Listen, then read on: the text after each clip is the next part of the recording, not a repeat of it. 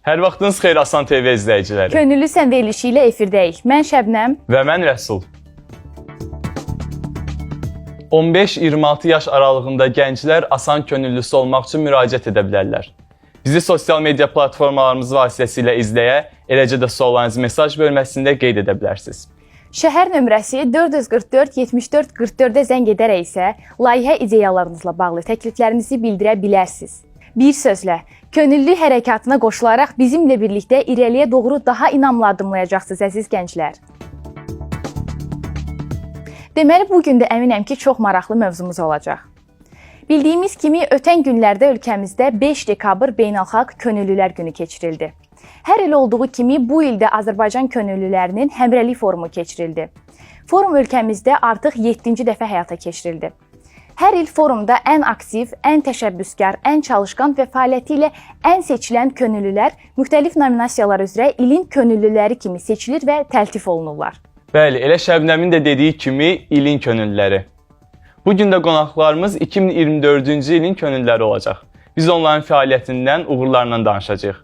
İstəyirəm ki, dəyərli qonaqlarımızı çox gözlətməyək və ilk qonaqlarımız olan ilin könüllüləri Fərid Əliyev və Şəbnəm Ağazadəni dəvət edək. Salamlayırıq sizi əziz dostlar, xoş gəlmisiniz. Necəsiz? Çox sağ olun, yaxşı olasınız. Sağ olun, yaxşı olasınız.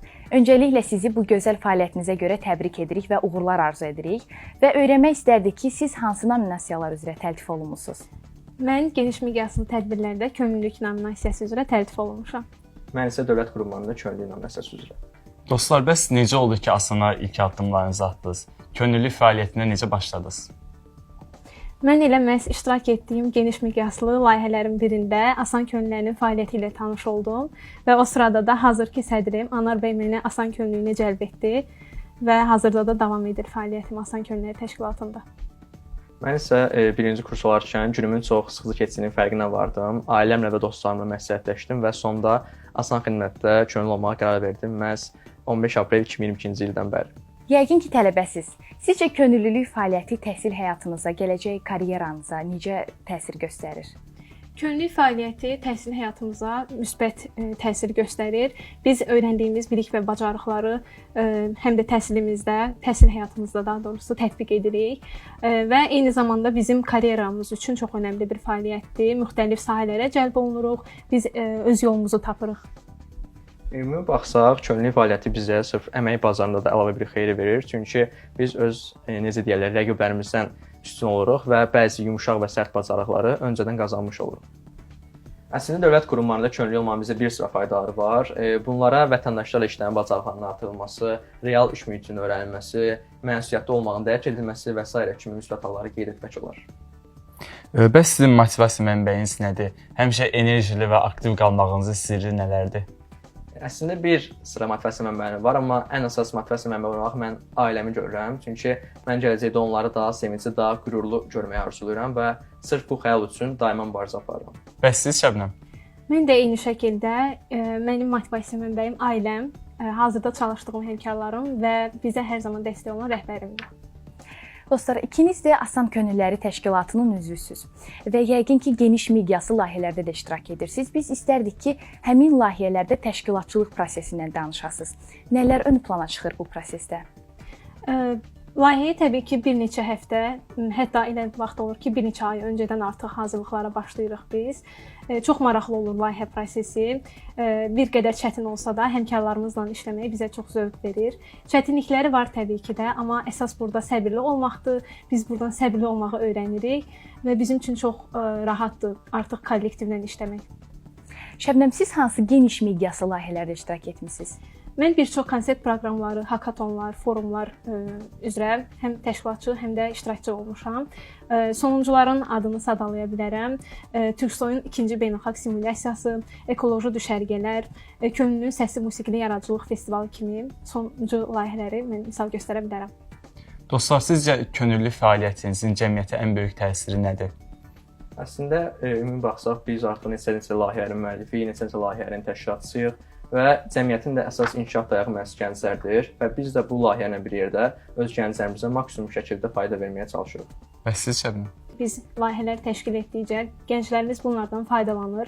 Asanda könüllü olmaq üçün çoxlu müraciətlər gəlir bir neçə layihələrdən sonra və könüllülərin fəaliyyəti bizim üçün çox xoşdur ki, yəni onlar sevərəkdən, həvəslə gəlib iştirak edirlər. Dostlar, könüllülərimizə nə demək istəyirsiniz? Bəlkə də bu gün sizi izləyən və bir gün sizin kimi ilin asan könüllüsü, ilin könüllüsü olmağı arzulayan gənclər var. Həmin gənclərimizə nə məsləhət görərdiniz? Məsləhət görərdim ki, öz fəaliyyətlərində hər zaman səbirli, inamlı addımlasınlar və öz işlərinə sevgi ilə yanaşsınlar. O zaman mükəmməl nəticələrə nail olacaqlar. Mən də həmişə onun sözünü dəstəkləyirəm. İlk olaraq onu demək istəyirəm ki, başqa şəxslərin motivasiya salıcı sözlərini dinləməsinlər, ümumiyyətlə öz arzularının arxasında qaçsınlar. Yeni insanlar yeni şanslar deməkdir və öz üzərlərinə çalışaraq maksimum şəkildə bu şanslardan istifadə edə bilərlər. Bax belə hörmətli izləyicilər, indi isə digər ilin könüllüləri Aysman Quliyeva və Səid Rüstəmli bizimlədir. Salamlayırıq sizi əziz gənclər. Xoş gəlmisiniz. Necəsiz? Çox sağ olun, yaxşıyıq, həm də heyecanlıyıq. Salam, hər vaxtınız xeyir, xoş gördük. Sizi təbrik edirik və fəaliyyətlərinizdə uğurlar arzulayırıq və əziz gənclər, bilmək istəyirik ki, bəs siz hansı nominasiyalar üzrə təltif olunmusunuz? Mənim nominasiyam uzun müddətli könüllü idi. Məndə isə ekoloji könüllülük nominasiyasıdır. Siz də ötən günlərdə ilin könüllüsü seçilmisiniz və bilmək istərdik ki, bəs siz könüllülüyə necə başlamısınız? Bəli, doğrudur. Mənim ümumi könüllüyə başlamağımda bir deyim əsasında durur. Hər şərdə bir xeyir var. Mən 11-ci sinifdə oxuyarkən Türkiyəyə qəbul olmaq istəyirdim və bununla bağlı hazırlıqlara başlamışdım. Lakin uğursuz oldu və qəbul ola bilməmişdim. Bir il daha hazırlaşmağa qərar verdim və boş vaxtımı daha səmərəli istifadə etmək üçün 3 sayılı asan xidmət mərkəzində könüllüyə başladım. Həmin dövr mənim həyatımda çox dönüş bir nöqtəm oldu. Çox fərqli bacarıqlar öyrəndim, fərqli insanlar tanıdım və nəticədə ümumi könüllü fəaliyyətim mənim həyatıma çox müsbət bir şəkildə təsir elədi. Mən də könüllü fəaliyyətimə 11-ci sinif bitirdikdə başlamışam. Asan xidmətə sənədlərimə görə gəldikdə burada könüllülərlə tanış oldum. Elə məndə də elə həmin gündən könüllüyə həvəs yarandı. Universitetə başladıqda artıq asan könüllüsü olaraq fəaliyyətimə başladım və bu mənim şəxsi inkişafıma çox böyük təsir göstərdi. Dostlar, biz bilirik ki, siz bir çox layihələrdə iştirak edirsiniz və zəhmət olmasa bizimlə iştirak etdiyiniz layihələrdən hansısa maraqlı və ilham verici hadisəni paylaşardınız? Belə deyim, mən bir çox layihələrdə iştirak etmişəm, həm təşkilatçısı olmuşam və çoxlu maraqlı, bir-birindən daha maraqlı və ilham verici anlar var. Lakin hamısını sadalaya bilməyəcəm. Ümumi olaraq desəmsə, ümumi bu komanda ilə birlikdə işləmək, komanda ilə fəaliyyət göstərmək və bizim birlik olmağımız məni çox ilhamlandırır. Aysmana tamamilə qatılıram. Komanda işi həqiqətən bizə çox böyük ilham verir. Mənə ən maraqlı ilham verici digər bir təfərrüat isə Asan Məktub sosial proqramı var Asan Könüllülər Təşkilatının. Biz uşaqlara hədiyyə apardıqda, onlara məktub yazdıqda, onların gözlərində olan sevinci görürükdə bu həqiqətən bizə çox böyük ilham verir və işimizi daha yaxşı görməyimizə böyük müsbət verir. Səid, siz ekoloji könüllülük nominasiyası üzrə təltif olunmusunuz. Deyə bilərsinizmi, könüllülük fəaliyyətinizdə ekoloji sahədə nələr etmisiniz? Ekoloji sahədə bir çox layihələrdə iştirak etmişəm. Xəzəri qoruyaq, ağac əkmə aksiyaları və s. bir çox ekoloji layihələrdə iştirak etmişəm. Lakin bunlar arasında mənə ən maraqlı olan Yaşıldağ, 6-cı Yaşıldağ aksiyası olmuşdu. Burada 150 tondan çox kağız tullantıdan hazırlanan bir dağ mövcudu idi və daha sonra bu dağda mövcud olan tullantı kağızlar özü də təkrar emala getmişdi. Yəni bu layihə mənim üçün həqiqətən çox maraqlı keçmişdi ki, sırf ekoloji layihələrdən bunu nümunə gətirə bilərəm. Siz həmin layihədə təşkilatçıydınız ya iştirakçı? Təşkilatçıydım. Bu layihənin icra olunmasına görə bir gün öncədən getmişdik. Dağın qurulması prosesinə baxırdıq və özümüz də dağı qururduq. Dağın başına qalxıb üstündən parçanı sərdiyimiz anlar yadımdadır və bu həqiqətən çox maraqlı olmuşdu. Daha sonra ətrafda materiallarla orada Yaşıldağ yazılması olsun, həmkarlarımızla komanda şəklində bunu işləməyimiz olsun, həqiqətən çox böyük maraq idi. Yüksək təfərrüat yaratmışdı orada bizə. Siz beynəlxalq platformada həyata keçirilən layihələrdə iştirak edirsinizmi? Sizcə bu layihələrdə iştirak edərək nələri müşahidə etmək olar yerli könüllülük fəaliyyətində? Bəli, əlbəttə. Mən xaricdə, fərqli ölkələrdə və fərqli şəhərlərdə keçirilən fərqli beynəlxalq forumlarda iştirak etmişəm və təbii ki də öz ölkəmizdə də Ecology Camp for Volunteers Özbəkistanın bir yerdə eləmişdik və Türkistan 2-ci beynəlxalq simulyasiyası layihəsi olmuşdu. Bunlarda isə təşkilatçı qismində iştirak edirdim. Ümumi olaraq yerli və beynəlxalq layihələrin arasındakı fərqlərin əsası miqyasında dayanır və yanaşmasında. Belə desək, yerli layihələrdə yalnız Azərbaycan gəncləri toplaşaraq bir yerdə Azərbaycan üçün nələr edə biləcəklərini müzakirə edirlər və bunları əlinizdə olan artıq təcrübə ilə edirlər. Lakin beynəlxalq forumlarda, beynəlxalq layihələrdə isə fərqli mədəniyyətlər, fərqli insanlar, düşüncələr və yanaşmalar bir araya toplaşır. Daha qlobal bir səviyyədə nələr edə biləcəyimizi müzakirə edirik. Bunun əsas fərqi də ordadır ki, bu insanlar fərqli istiqamətlərdən və sahələrdən gəldikləri üçün tamamilə fərqli təcrübəyə sahib olurlar və bu əldə olunan nəticənin daha effektiv olmasına təsir edir. Və beləliklə əsasında dayanan ordadır ki, bu layihələr, beynəlxalq layihələr bizə göstərir onu ki, insanlar hardan olursa olsunlar, bir yerə gəldiyində, eyni məqsəd üçün fəaliyyət göstərdiyində daha böyük və uğurlu bir nəticə əldə etmək olur. Və bizim bir şüarımız var, könüllülük bizi birləşdirən dəyərdir. Aysiman, artıq neçə müddətdir ki, könüllüsüz və fəaliyyətinizdən razısınızmı? Deməli, 2021-ci ilin noyabr ayında ümumi könüllülük fəaliyyətimə başladım mən. Bəli, tamamilə razıyam. Çünki 3 illik fəaliyyətim nəticəsində mənə bu çox təsir edib müsbət bir şəkildə. Misal üçün, artıq fərqli ölkələrdən mənim tanışlarım var və burada qazandığım dostluqları da sadalaya bilərəm bunun içərisində. Burada fərqli yumuşaq bacarıqlar var və heç bir təsir ocağında əldə edə bilməyəcəyim, qazana bilməyəcəyim bacarıqları burada inkişaf elətdirdiyim üçün bu fəaliyyətimdən tamamilə razıyam.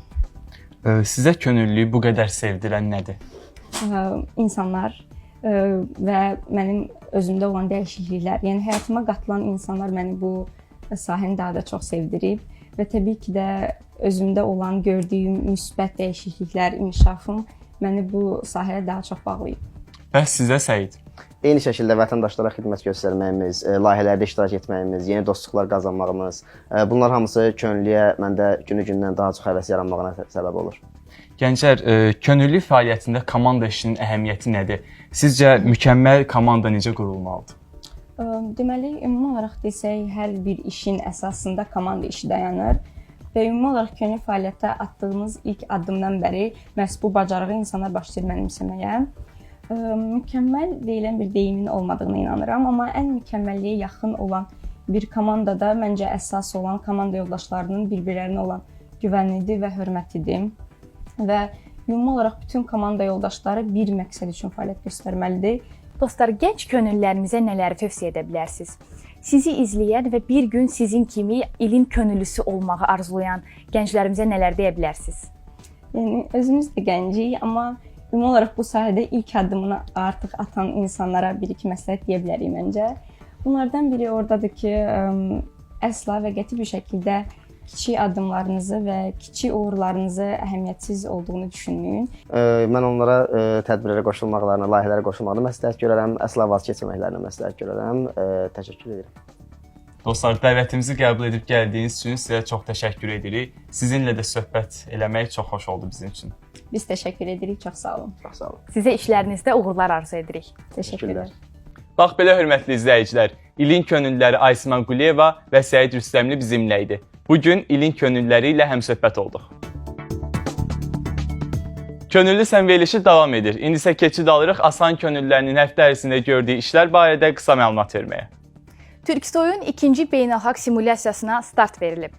Azərbaycan Respublikasının Gənclər və İdman Nazirliyinin dəstəyi, Asan Könüllüləri Təşkilatının təşkilatçılığı, Azərbaycan Respublikasının Gənclər Fondu və Azərbaycan Könüllü Təşkilatları İttifaqının tərəfdaşlığı ilə həyata keçirilən Türksoyun 2-ci beynəlxalq simulyasiyasının açılış mərasimi baş tutub. Açılış mərasimində iştirakçı dövlətlərin nümayəndələri ölkələrində olan könüllülük fəaliyyəti və bu sahədəki təcrübələri haqqında məlumat veriblər. Gənclərin məhkəmə simulyasiyası layihəsi baş tutub. Asan Könüllüləri Təşkilatının təşkilatçılığı və Azərbaycan Respublikasının Gənclər Fondunun maliyyə dəstəyi ilə layihə baş tutub. Gənclərin məhkəmə simulyasiyası layihəsi iştirakçıların hüquqi biliklərinin artırılması və məhkəmə proseslərinin daha yaxından tanınmaları məqsədini daşıyır. Layihə çərçivəsində məhkəmə sisteminin əsas prinsipləri və hüquqi prosedurlar, gənclərə real məhkəmə prosedurlarının gedişatı və vəzifələrin bölgüsü kimi mövzulardan bəhs olunub. Qərbi Azərbaycanın gənc tədqiqatçılarının növbəti təlimi baş tutub. Azərbaycan Respublikasının Gənclər Fondunun maliyyə dəstəyi və Asan Könülləri Təşkilatının təşkilatçılığı ilə həyata keçirilən Qərbi Azərbaycanın Gənc Tədqiqatçıları layihəsinin ikinci günü uğurla başa çatıb. Təlim çərçivəsində elmi metodların seçilməsi və düzgün tətbiqi, elmi işlərin planlaşdırılması və effektiv idarə olunması, Qərbi Azərbaycanın tarixi ilə bağlı tədqiqat perspektivləri kimi mövzulardan bəhs olunub. Qeyd edək ki, təlim tarix üzrə fəlsəfə doktoru Cəbi Bəhramov tərəfindən həyata keçirilib. 15-26 yaş aralığında gənclər asan könüllüsü olmaq üçün müraciət edə bilərlər.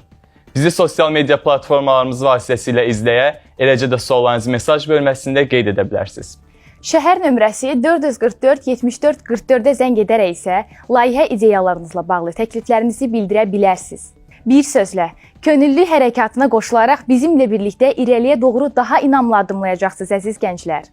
Hörmətli Asan TV izləyiciləri, daha bir Könüllü Sən verilişinin sonuna gəldik. Hər həftə Könüllü Sən izlə. Sən də bu hərəkatın bir parçası ol. Hələlik.